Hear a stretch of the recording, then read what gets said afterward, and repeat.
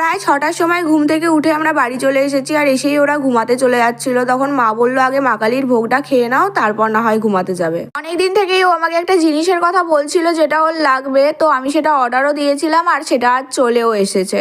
তবে জিনিসটা ওর হাতে দেবার পর ও সেটা দেখে কিভাবে রিয়্যাক্ট করেছে সেটা দেখার জন্য তোমাদেরকে কিন্তু আমার চ্যানেলটাকে অবশ্যই সাবস্ক্রাইব করে রাখতে হবে।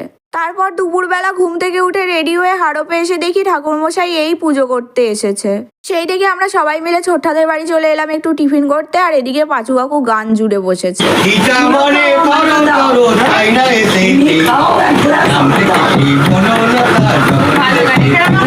পাঁচু কাকুর গান শুনতে শুনতে মা কালীর পুজোও হয়ে গেছে, আর এখন আমরা পঞ্চানন্দতলায় চলে এসেছি।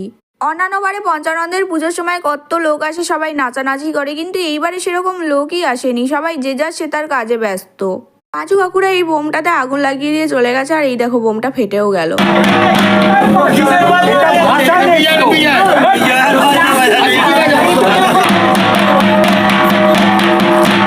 পুজো শেষ হয়ে যাবার পর সবাই এখন নাচতে এসেছে, মানে সবাইকে কি আর বলবো।